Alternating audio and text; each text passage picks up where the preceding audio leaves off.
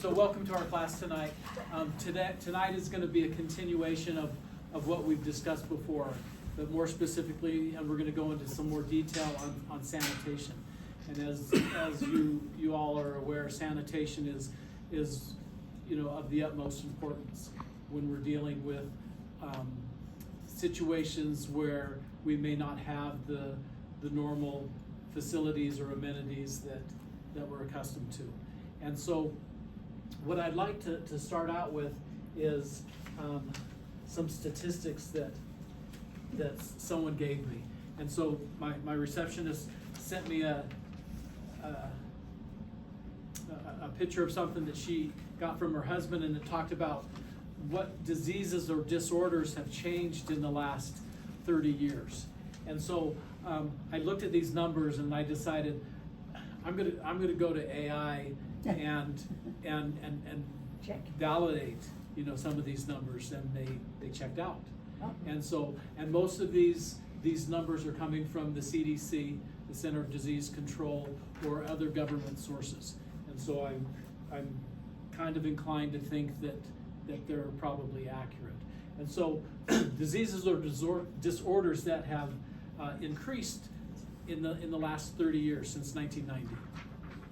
Obesity has increased by 900%. That's in adults. Childhood obesity rates have increased 280%. Crazy, right?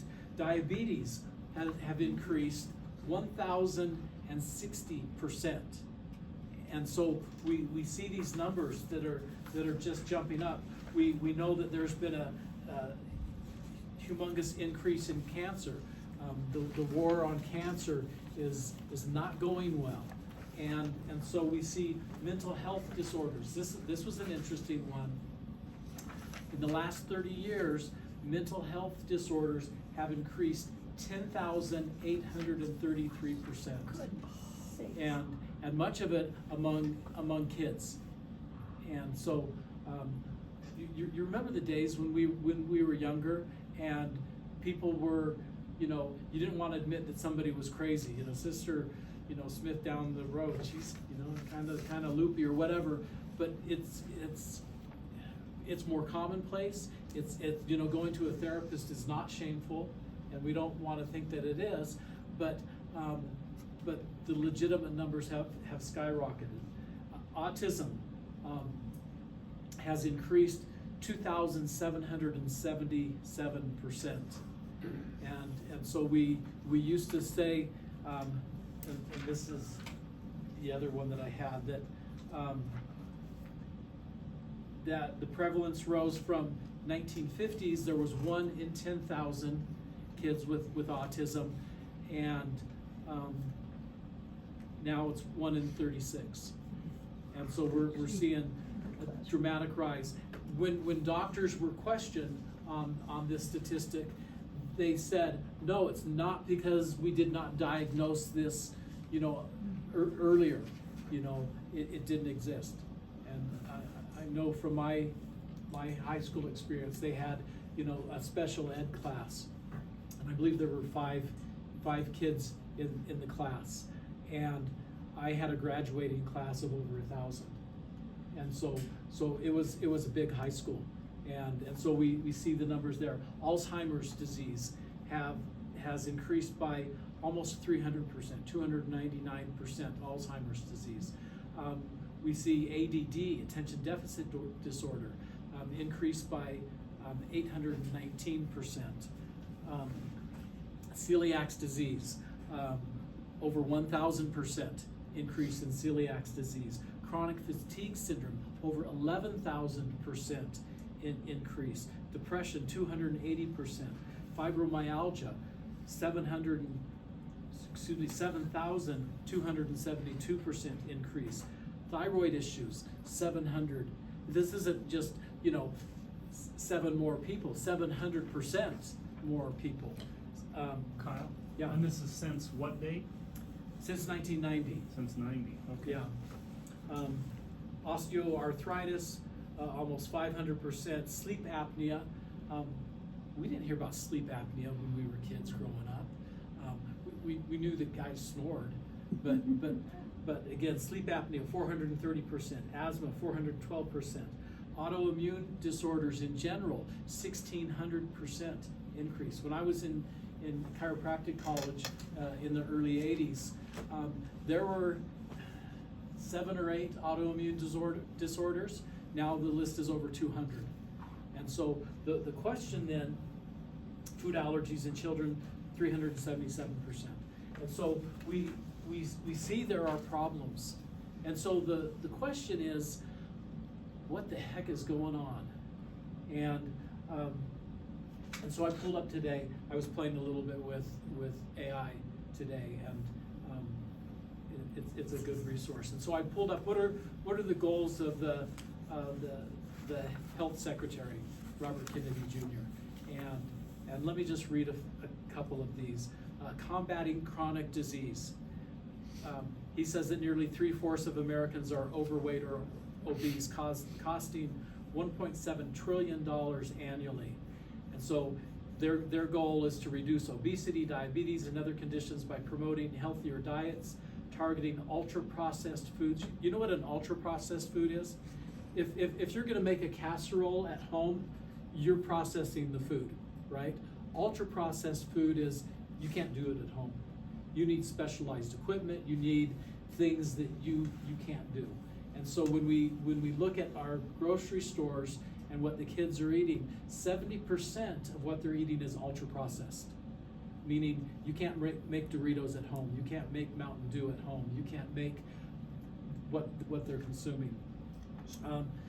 So how is increasing ultra-processed food going to help No. diminish these? He said targeting ultra-processed foods. So Targeting, like reducing it? Yeah, reducing. Yeah, promoting healthier diets, targeting ultra-processed foods, and removing harmful food additives. Right. Yeah, I kind of switched pretenses there. Eliminating, chemicals and additives. We know in Utah they just signed something saying they're going to remove the fluoride, being added for the whole state. Hallelujah. And if people want to take fluoride, those that haven't done any research, then they can go to their dentist and get it.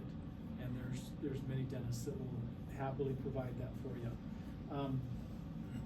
We want to, reduce the use of pesticides and herbicides and food dyes in Europe. Did you know that food dyes will kill the good bacteria in your digestive tract as well as the artificial sweeteners?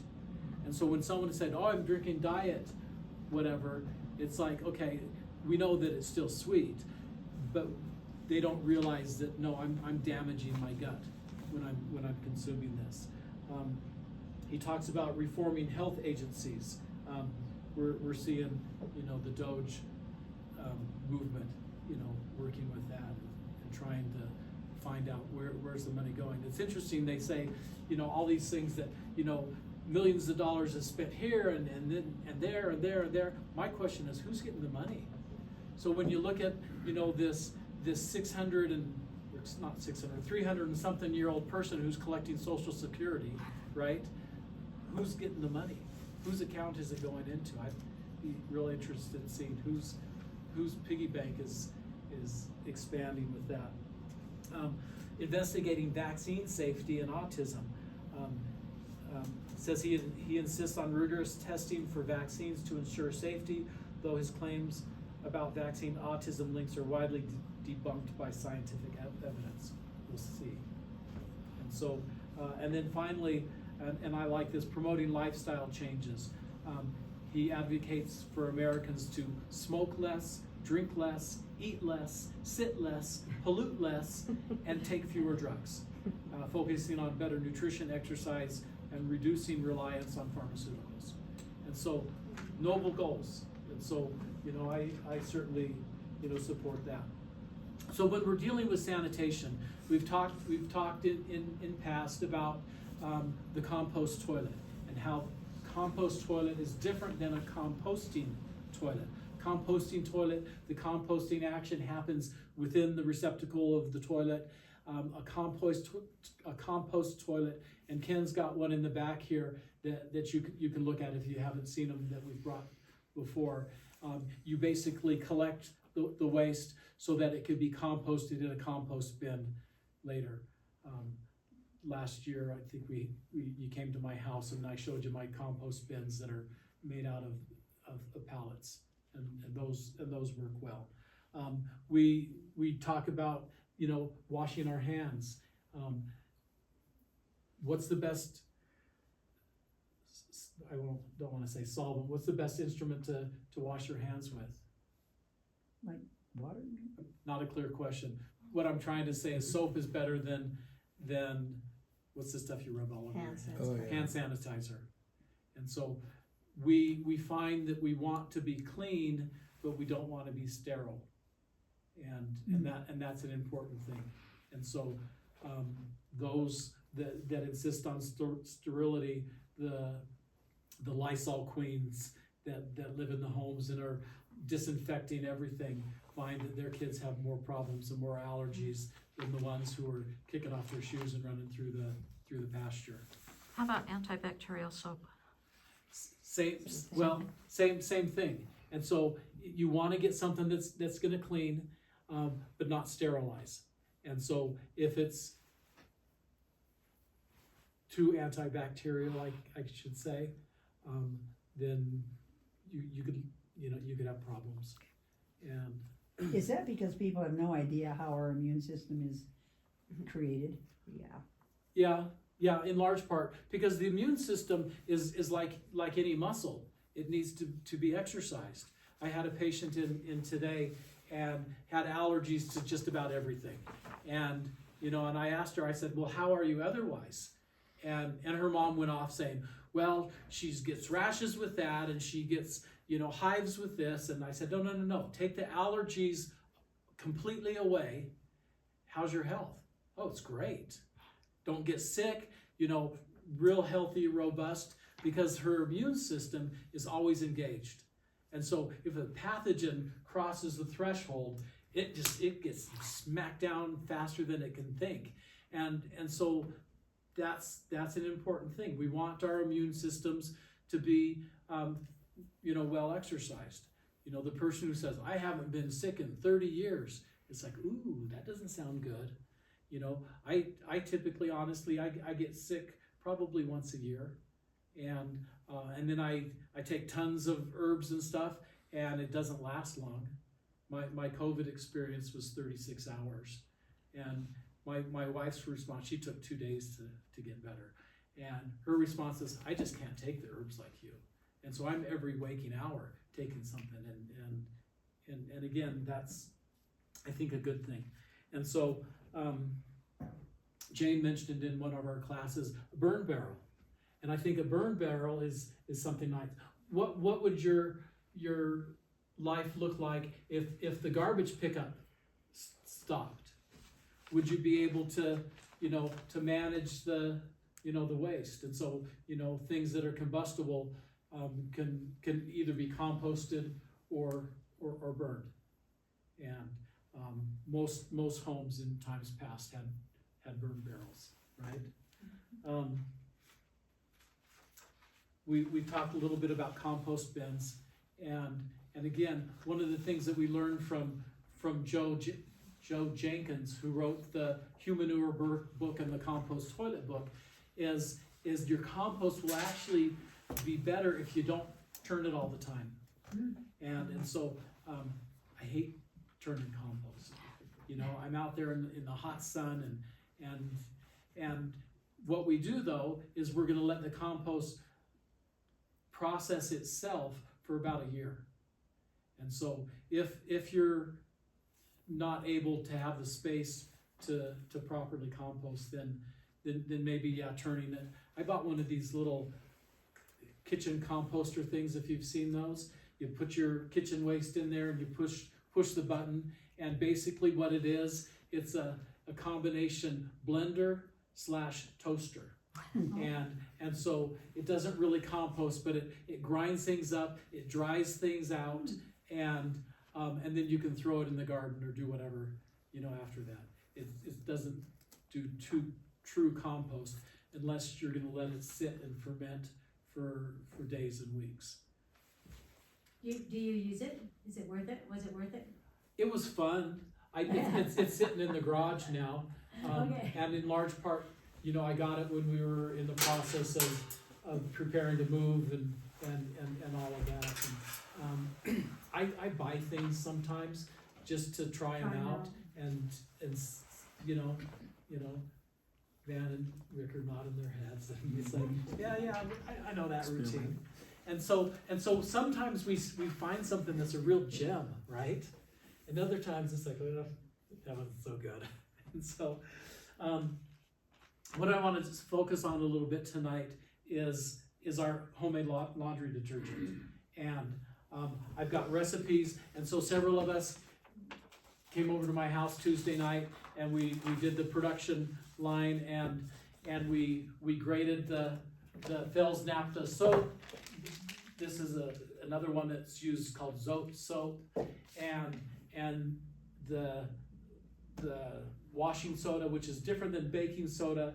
I can't remember what the chemical difference is. One is sodium bicarbonate, and the other one is, it's got an extra molecule on it, it does something. And then we've got borax. And so 1 cup of borax, 1 cup of washing soda, 2 1/4 cups of graded soap, and we make that. And the way that it's made is you put the pot on the stove.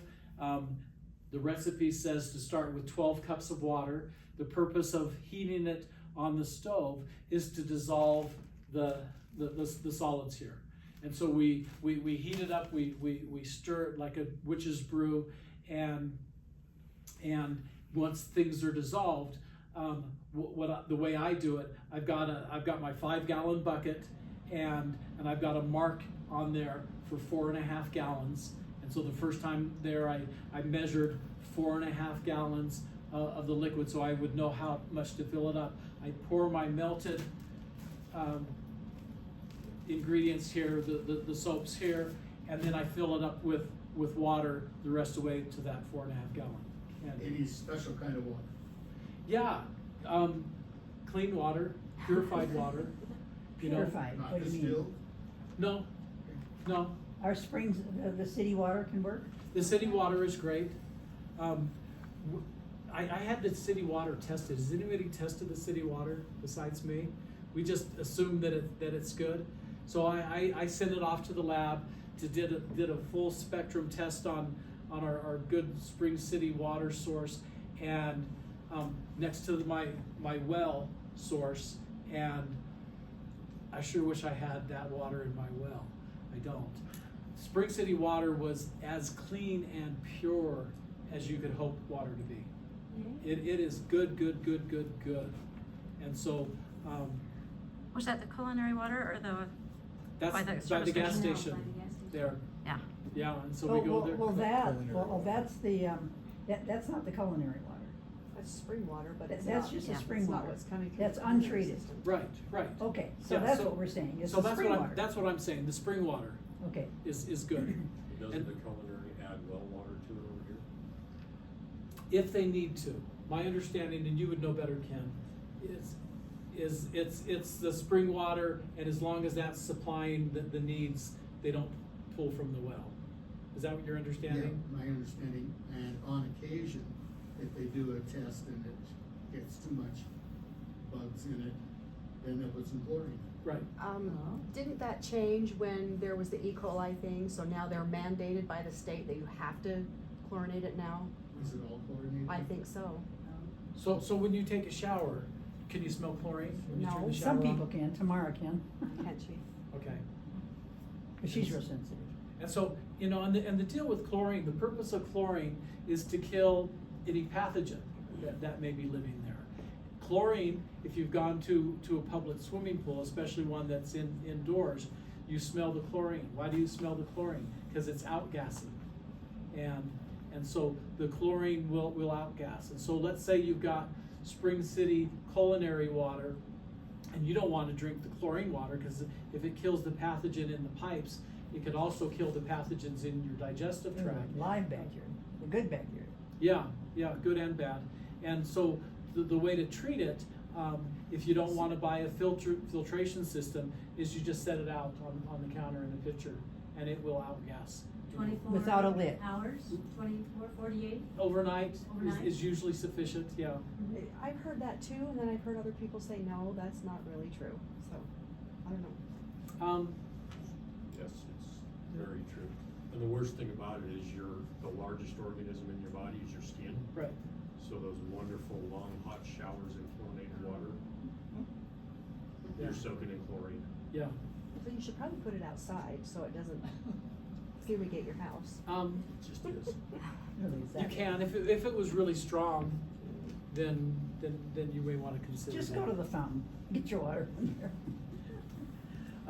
And so we made a bunch of these. I think we made 18, wasn't it? 18, those that helped, got 3 of them. And so we crunched the numbers. You can get this at Walmart. You can get this at Walmart. Oh. You can get this at Walmart. And so you can get all the ingredients that you need.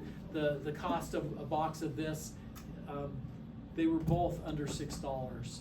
And the soap that I got there was $1.78. So it's not expensive. We did the math. We figured this cost $4.61, I believe. And so we're gonna make a killing. If you wanna buy one, we're gonna sell them for $5. And so the nice thing about this is it's And the all ready to go. The shredded soap in there is the Fells naphtha? It is. Oh, yeah, It is. oh, yeah, we graded. Here's an interesting thing. The Fells naphtha that we were grading the other day was soft. I mean, I've had it before, and it's like trying to grate, a pumice stone. So And do you use just the Phil's and naphtha, or do you use? either one. Either one. And the recipe, in fact, I've got recipes that I wrote. So you can do both, you can mix them. It says Yeah, you can mix them. you can mix them. So when you So- buy a bag, then you get the recipe, right? Or I guess, Is there a benefit to mixing? oh, it's already in here, she says. It is, but if you want a separate one, because what we do is we've got another tote that we put all of our ingredients in, and the recipe is living there. Here, Val. Does the borax Van. and the Pass around. other ever go bad? I've got like 20-year-old borax boxes. Good question. Should be So fine. where do they get borax from? I don't know. Out of the ground. They Vernal? do. They dig it out of the ground. There's a place in Hungary or Turkey or something like that, and another one in Southern California that they dig it out of the ground. It's, did everyone get one? No, this white one, the original one, Oh, you need, yeah. and so does. Two, please. Two.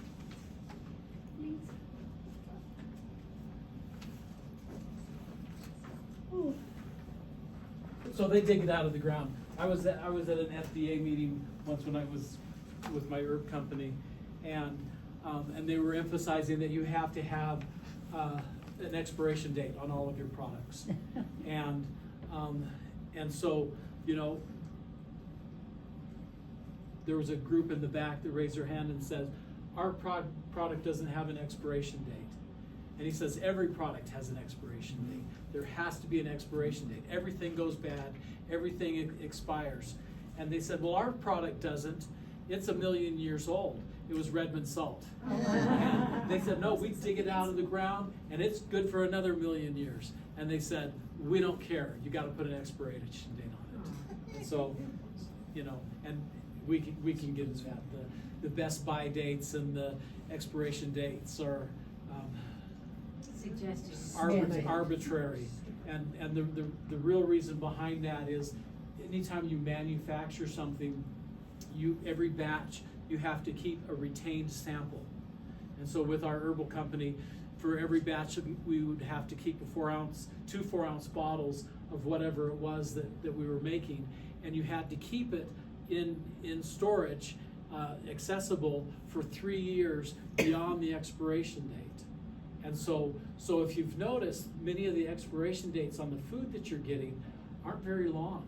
you see sometimes, gosh, this expires in 6 months, or canned goods, you know, a year or 2 years. The reason is not because it suddenly goes bad, you know, the day after the expiration date.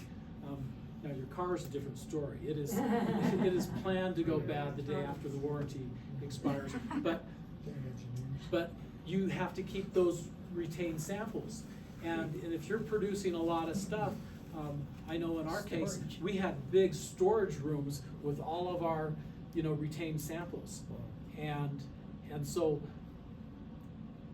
manufacturers will put a much sooner expiration date on their product so that they don't have to keep the retained samples. And again, if the issue is, if there's a problem, if I you know, buy my box of Cheerios and I said, oh, there's problems with this Cheerios, you know, it's not good. We could go to the company and they say, okay, pull the retained sample, we're gonna test that, and then they'll come back and say, no, the retained samples tested great. You know, maybe because you were keeping that in the children's playhouse where you were picking Cheerios up off the church floor, that, you know, that it got contaminated outside of that. So that's what they do. And so in answer to your question, is the borax gonna expire? No. Yeah, In fact, I don't know if there's an expiration date on it. I think it's mostly for things that are gonna be consumable.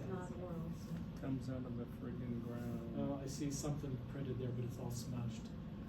And so here's why you want to make your own soap.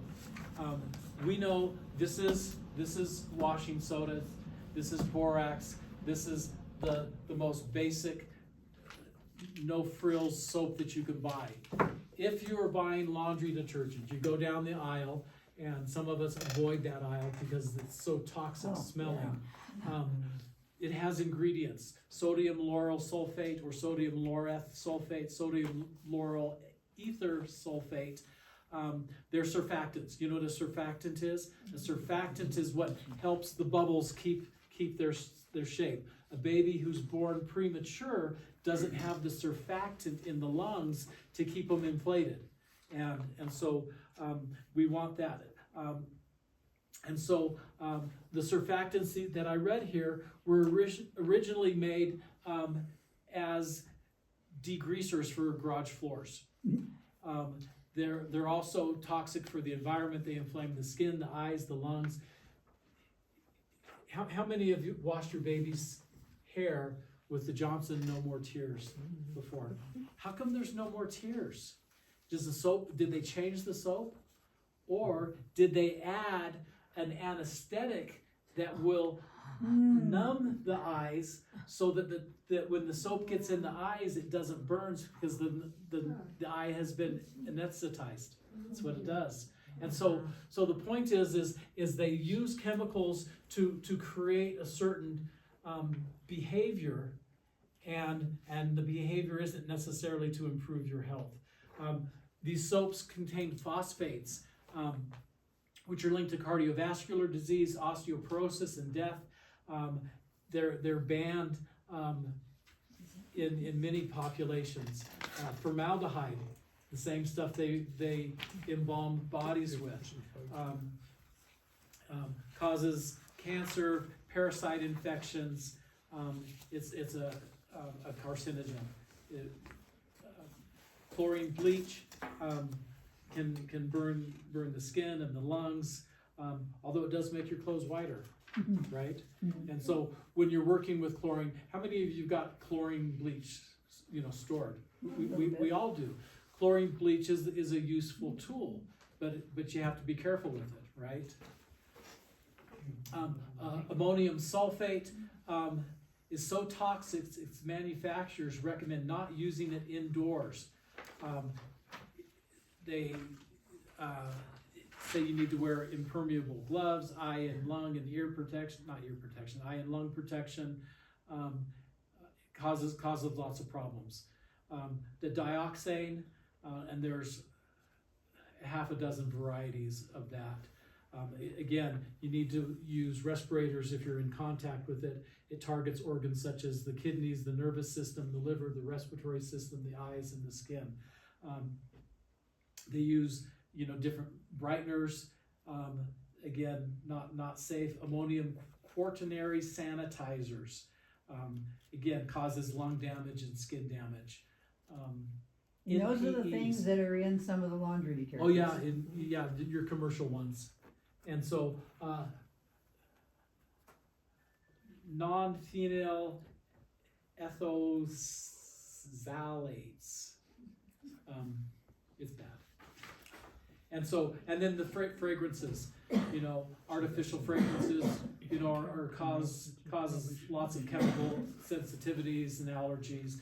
The dyes, create rashes and unexplained allergies. The benzyl acetate will affect your nervous system and your skin, and the dichlorobenzene as a wastewater will kill anything living in the water. So if your washing machine dumps into a system that's not being properly treated, it's going to kill all the aquatic life. And so from a standpoint of inexpensive, so we did the math on these. The 4.5 gallon bucket that you're going to make of this is going to do 144 batches of loads of laundry. And so the math comes down, if you're paying $5 for this, that comes down to 3.5 cents a load. We used to sell this or talk about this as a penny a load, but it's gone up. And so inexpensive, Christy. Would it be a bad idea to use the No Tears shampoo on a very painful wound since it has anesthetic in it? I wouldn't, because there's other things in it too that aren't good. Okay. And so, you're talking like if you have to, the term debridement, are you familiar with that term? Yeah. And so debridement means that if you've got gravel and gunk and you need to really clean it out, and if you've ever had to do that, I mean, you scrub it hard and you clean it out. And so, Or a kid scraped knee, or, I don't know that I would even have it around the house. okay. And so, again, the soap's gonna work good, Barry. I think probably most people know about Redmond clay, it'll do all that stuff for you. Yeah, yeah. Clay Just put it on. Don't even have to clean it, just put it on. So you remember the 4 ways that we preserve foods? We can preserve it with salt. Redmond clay bacteria pathogens aren't going to be able to grow in a salty environment. We can use sugar, right? So honey could be used to clean a wound, right? Or sugar. We use acid, right? Vinegar to preserve. And the 4th one is we can use alcohol. And those are the 4 typical ones. Hydrogen peroxide, kind of in the same, Yeah, but not in a food source. food source, yes. Yeah, so you're not gonna, again, yeah, you could use hydrogen peroxide to clean things, but as far as preserving foods. So that's the laundry detergent. And so my son doesn't use this, because he says, we're in this little townhouse, our laundry room, fits the stackables, and I don't have room for the bucket. And so there are ways that you can grind this up into a powder even finer, and then use, I want to say a teaspoon of it in your things. What I would do is I would put it on a scale and say, okay, divide this by 144. How much do I use? And so you can use the powder, Ken. This recipe you got here is if you're buying everything and doing what you did Tuesday night. Correct. So this is inclusive of all the ingredients. That's the final product. It's not the final product, it's the final ingredients, Oh, so that you could make the final okay. product. Gotcha. So you use all of that in the 12 cups of water? Correct. Okay, Yeah, and add more water. yeah. Can I ask a question? Please. I've heard, that some recipes for homemade laundry soap actually tend to collect a residue of dirt on your clothes over time. Do you know, have you heard that? I haven't heard that. Now, we've been doing this for 15 years. And, you know, and at first it was like, okay, how are the clothes? They smell okay. They don't have that fresh, Tide, Fabuloso scent or whatever that you're using. And I think that's a good thing. But we haven't had a problem with clothes not coming clean. Kind of seeming to feel a little grungy or. I don't, you know. Okay. We've used it for about 3 years until we moved, then we got back on commercial, but now we're going back to this. But we never had that problem either. And it works fine in an HE washer. Yeah. Trish and I were talking about that. Yeah. It works fine in an HE washer also. Tell us what an HE washer is. High efficiency. Yeah. So, Do you use less in an HE washer? yes. So you're gonna use a half a cup per load. What size of load is that? A family of. We've got a big capacity washer, So is that and a that's what we super use. load? Yeah. Yeah. Yeah, That's Dan. what it works. Detergent will collect in towels and clothes, and I'm not saying this detergent, but commercial detergent. Yeah. And one thing that you can use to get rid of that is borax. So the fact that this has borax Okay. in it, I think probably So did you makes hear it- that? He says the detergent can collect, commercial detergent will collect in towels and clothes, and it could be removed by soaking it in borax. Yeah, and if you don't, So- if you don't believe it's collecting, look at the water, wash it by hand with borax in water. And Right, where did it come from? The junk that's left over there. right. And so the point is we want things to be clean. We want to smell nice. You know, in our culture, we are super spoiled, and because we shower or we bathe every day. You know, it's not just the Saturday night event. You know, mixed, does this turn into a liquid or a gel? Yeah, or it turns it's into a liquidy, clumpy, jelly-ish type thing. I wish I would have brought it. You could see it. So you kind of have to have a bucket. Yeah. Yeah, Hence you- the bucket. Yeah, you need the bucket. And so what we use is we use your regular 5-gallon storage bucket, and then we get one of the gamma lids on it. You know what a gamma lid is? The one that you put the rim around it, and then you can screw the whole top on it, and that works really well. A paint mixer in your electric drill works really good for Yeah. mixing it up in the bucket. But even then, you know, we use one of the big long-handled spoons, and we stir it up. You let it sit for 24 hours after you've mixed everything, and it clumps up. And occasionally you may want to stir it again, but it works really well. So for space concerns, you could pour it into a smaller container and. Absolutely.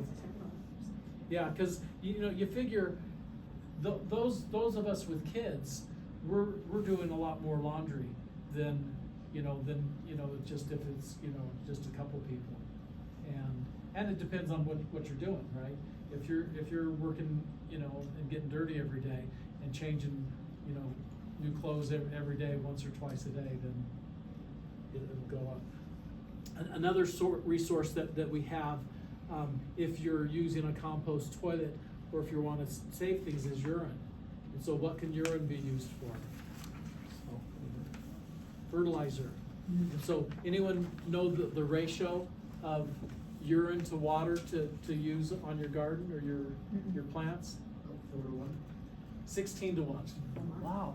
Yeah, so it's fairly dilute. So if you've got a gallon jug and you pour a cup of urine in there, because it's high in nitrogen, right? And so it's got many of the components that you want, and then fill that gallon jug up the rest of the way, then you've got something that you can use. If you've got dogs and you notice that they pee on the same spot on the lawn all the time, it burns it. And so that's what would happen if you don't dilute the urine enough.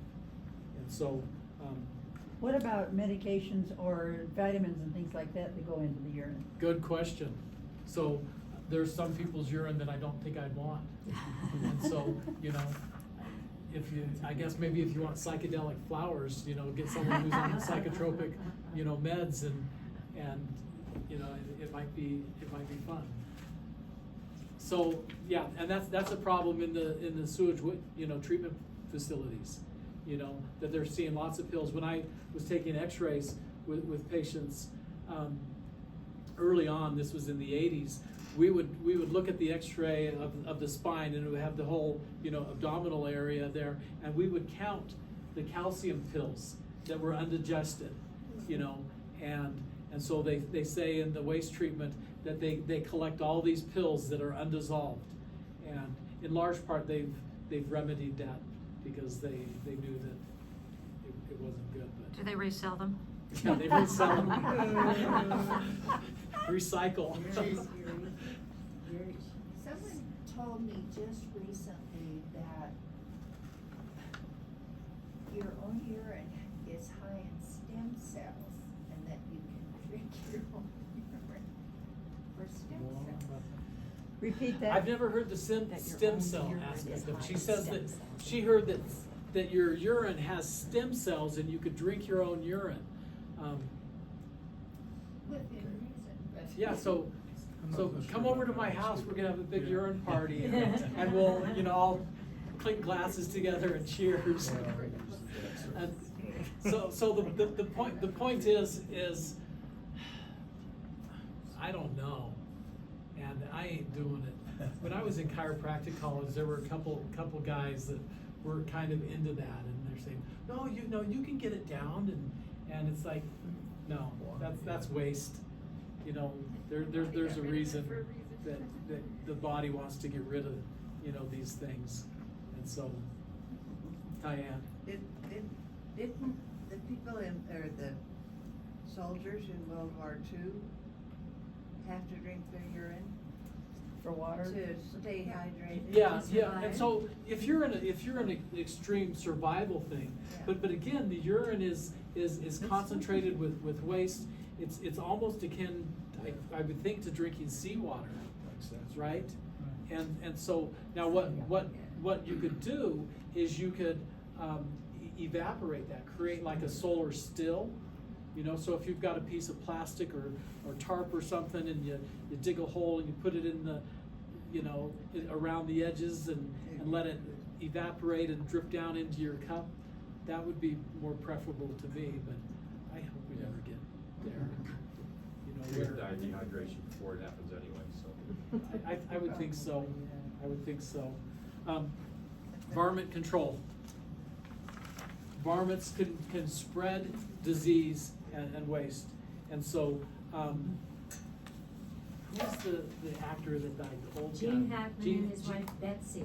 Yeah, and Hantavirus. and hantavirus, which is the fleas that are on mice, you know, infected her, and she died. And so again, keeping your garbage and everything clean and locked up and sanitary is real important, because you know these clever little critters could get in there and really, you know, spread disease and make a mess and make a problem of things. And so, however you do things, how many of let's do this. How many have not ever thrown any food storage or anything away that the mice have gotten into? Anyone never have a mice problem? Chicken food. No hands are going up. So we know we've all dealt with rodents, and we have all dealt with that. And so again, we keep things stored up and packed up and tight and, you know, well contained. And one of the things we find for insect control is diatomaceous earth. And are you familiar with diatomaceous earth?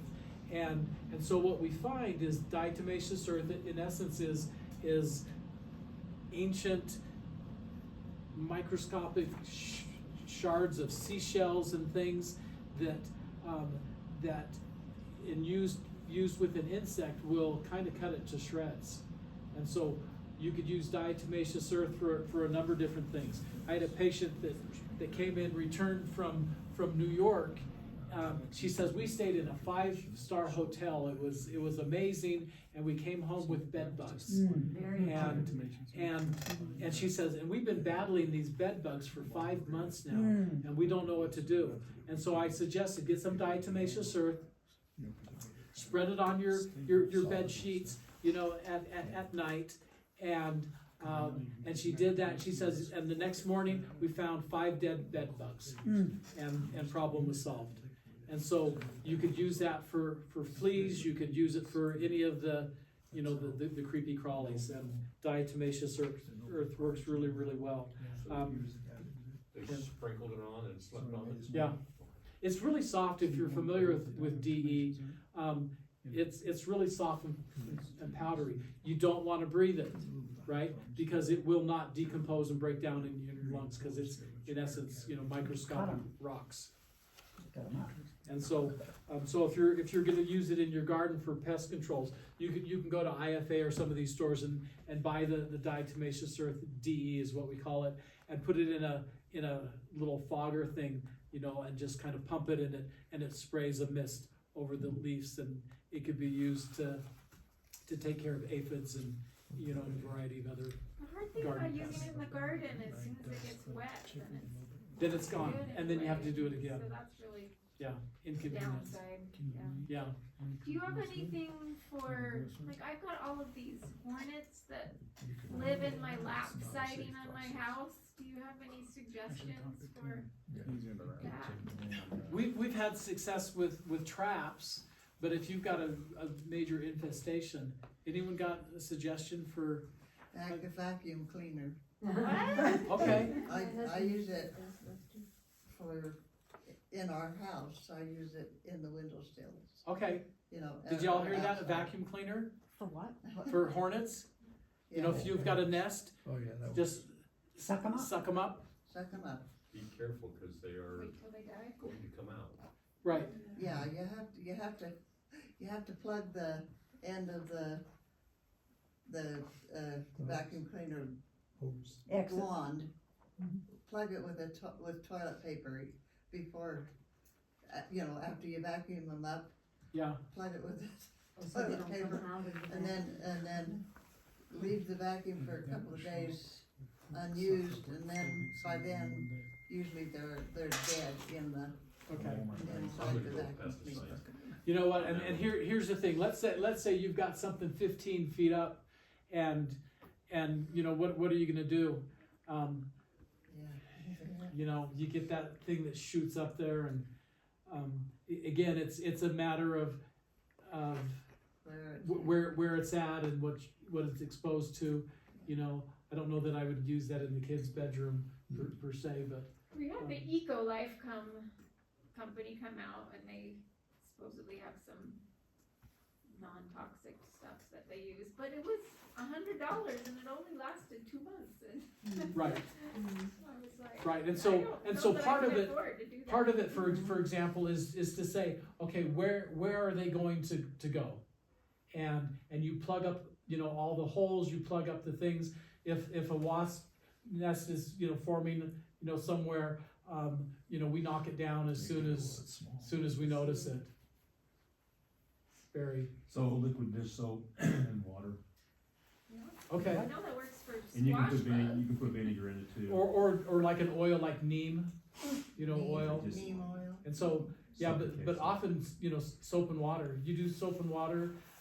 Something we should all have in our homes is, you know, a gallon or two of just white vinegar. You know, because that can be used for so many different things. The diatomaceous earth is good for deworming. So we'll sprinkle it in the chicken feed. You know, we'll give it to the animals. Again, it doesn't taste like anything. For people, you put a tablespoon in your water, drink that down. And of what, the vinegar? Diatomaceous earth. Okay, where's the vinegar? Yeah, and it works quite well. It's not oral for oral. It Or is. Not to breathe. Don't breathe it. Right. but you Don't can breathe mix it, but you can drink it. Gotcha, gotcha. Yeah. Okay. And it's good. And so when I'm doing an anti-parasite cleanse with somebody, we always do the DE as well. And it's you know, and it's actually a source of calcium Okay, back page here. Feminine hygiene, we don't talk about this. Us guys don't wanna talk about it. We don't wanna have to go into the grocery store and buy supplies for our wives or daughters. That's embarrassing. But the reality of it is many of the things that we have that are disposable are not gonna be available. And so I remember suggesting cloth diapers to somebody, and a daughter-in-law, and she was just incensed. You've gotta be, I am never using a cloth diaper, you know? And the reality of it is it's so convenient. You know, many of us older ones, we remember the diaper pail, right? Remember lifting that lid off that diaper pail and getting that shot of ammonia? And so but the point is if you don't have an endless supply of paper products and you know, disposable items, what do? And so my wife got involved in a project where they were making menstrual pads for girls and women in Africa. Days for girls. Say again? Days for girls. Exactly. Yeah. And so she said, well, I'm making them for us as well. And so what she's got is these pads. They've got a little snap. They've got something in it called pull. You know what women know what PUL is? Pull. It's like a waterproof type material, so it acts as a barrier. And so what you've got is you've got this pad and then you've got the cloth. This looks like it's made out of terry cloth. She's got other ones that are made out of you know, flannel and different things. And again, they're washable and reusable. And so one of the things that my wife noticed was they are basically held in place by your underwear, and many people, women in our culture, don't have regular underwear. And so what she's done is she's got, you know, some underwear. And so for us guys that are embarrassed by this, we don't need to look. But this is basically what, you know, what she'll do. She'll have the underwear here that you can wear. It's going to hold this in place. The lining is on the inside here. It snaps and holds in place on the outside, and so this is, you know, something good. Now, one of the things that a lot of the women are using, especially the younger ones now, are the menstrual cups. They're the best, seriously. Okay, and that's on our to-do list is to. What are those? And They're so. like silicone cups. Yeah, it's like a silicone type rubbery, and it's just like, it looks like almost like a funnel that you insert up against the cervix of the uterus, and it collects the Flow. the menstrual flow, and thanks. Right. And then I'm assuming, you know, at the end of the day or whenever you empty it and clean it out and do all of that, and it's reusable, and they last quite a while, don't they? Couple, 3 years. Okay. If you disinfect it. Yeah. And so again, having supplies of that nature, you know, is going to be a good thing. You know, the disposable diaper thing, that is, that must clog up the waste dumps incredibly. I always use cloth diapers. Me when my too, kids yeah. were little. They've really made a comeback. And They are. I They had a really have, bucket. and there's some well-designed ones. Yeah. Like the ones you guys used when your kids, they would leak and they were awful, but the new ones. they've And so got on the back good page here, systems now. we've got you know some cloth diapers that can be made, and so again, we've got years ago my wife, you know, said, I just keep getting bugged by the spirit that I need to get cloth diapers, and we didn't have any kids in diapers, and I said, we don't need cloth diapers, and finally after several weeks, you know, I said, okay, just go get some, go get them. And so we've got a couple totes of cloth diapers, and then I think she's made, you know, some of these, you know, herself. And of course, if you've got cloth diapers, you gotta get the plastic pants, and you gotta have the pins. But these ones that are made, they've got snaps, and they've got ways to do it yourself. And so one of the things that,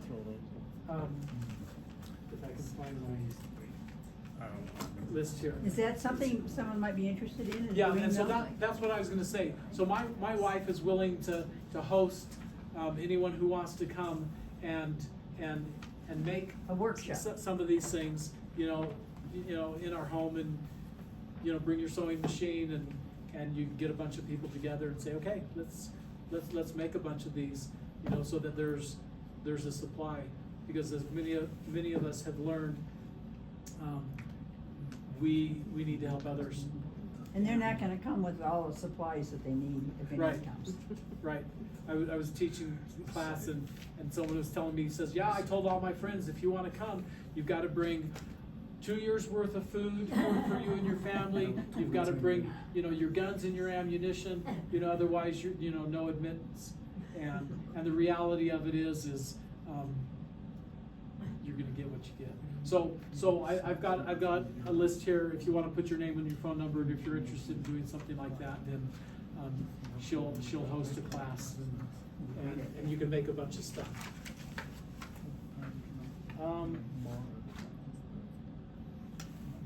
I think that's all I've got for tonight. Questions or comments? Diane? What's in the middle of the pad that keeps the moisture from going through it? It's called Pull, P-U-L. P-U-L. And it's a waterproof layer like Pull. And so it's any of you familiar with that? No. I'm just learning about it, but I understand that Joann's Fabrics does carry that. Yeah. Joann's is going bankrupt. Get it quick. No. Somebody. Yeah, they're selling everything out. It'll be cheap. Oh, no. Everything's on sale. Maybe You can someone get should it go there and online. see if we You can get can a lot get of it bulk. online. Here's the dirty secret with Joann's. You wanna hear the truth behind it? Yeah. They 5 or 6 years ago, whenever they sold, they were worth $1.6 billion. They had zero debt. They had money in the bank. They were as solvent and as successful, and their business was growing.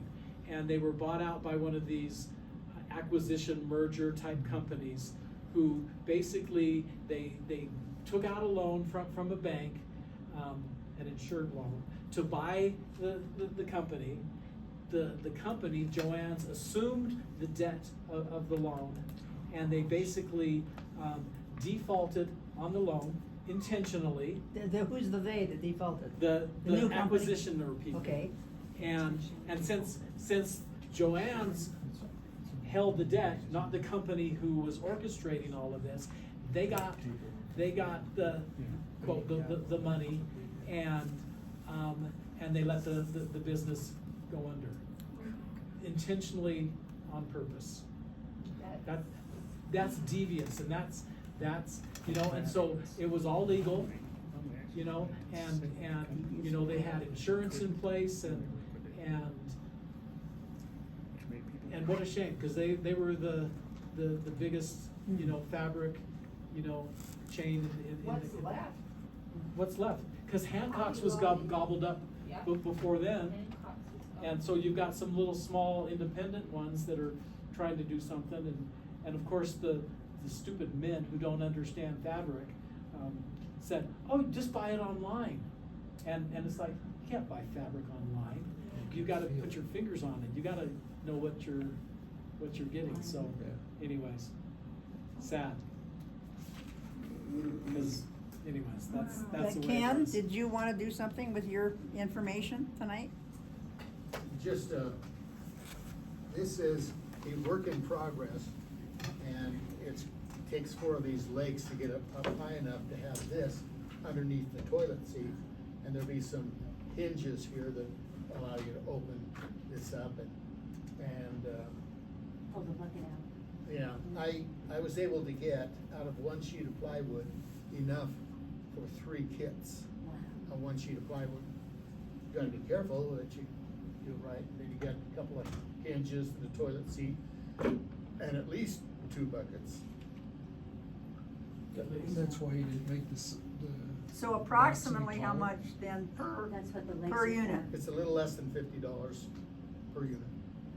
And what did you, The price now is up close to $400 for buying one that's made. now, we'll paint ours and we'll put daisies on it, so psychologically, we'll be okay. It'll be fine. So what's the advantage of that than just putting a lid on a bucket? Balance.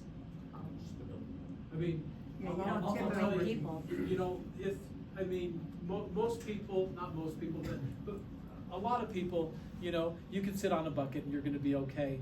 But if you're not real steady and sturdy and stable, the last thing you wanna do is to fall off that bucket that's 3/4 full. And, Or any full. Yeah. and so, yeah. Okay, thanks everyone. Thank you. I do have handouts on the Oh, you do? on making those and the information, so if you don't have any of that yet, come up and you can get one of those. How much is the laundry soap again? Five. Five. Yeah, so if you want laundry soap, $5. And the instructions, but they're already, And you already got the instructions. we need to get cushions